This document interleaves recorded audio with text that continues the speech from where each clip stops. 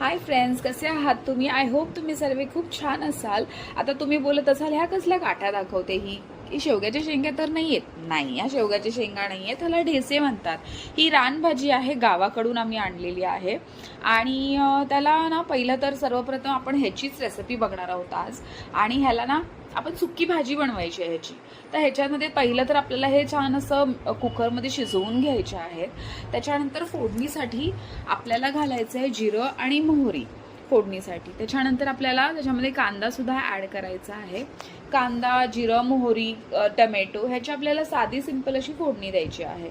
आता टमॅटो कांदामध्ये आपल्याला मीठ घालायचं आहे शिजण्याकरता आणि त्याच्यानंतर कांदा शिजण्याकरता आणि त्याच्यानंतर आपण टमॅटो घालून हे छान असं परतवून घ्यायचं आहे. टमॅटो आणि कांदा थोडंसं शिजल्यानंतर आपल्याला त्याच्यामध्ये हळद घालायची आहे.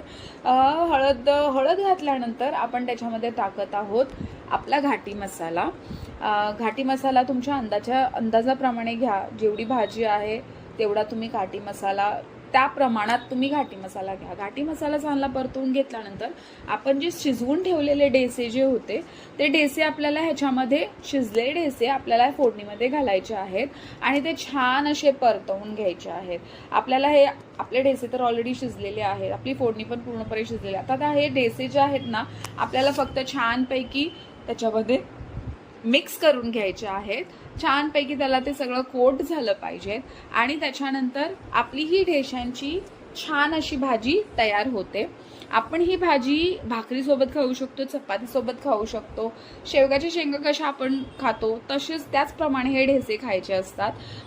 आणि एंडला आपल्याला कोथिंबीर जर हवी असेल तर तुम्ही कोथिंबीर पण टाका ह्याच्यामध्ये, छान टेस्ट येते. ह्याची ना हिरवा मसाला घालून सुद्धा भाजी बनवतात. तिची रेसिपी मी तुम्हाला नेक्स्ट टाइम सांगेन. थँक्यू.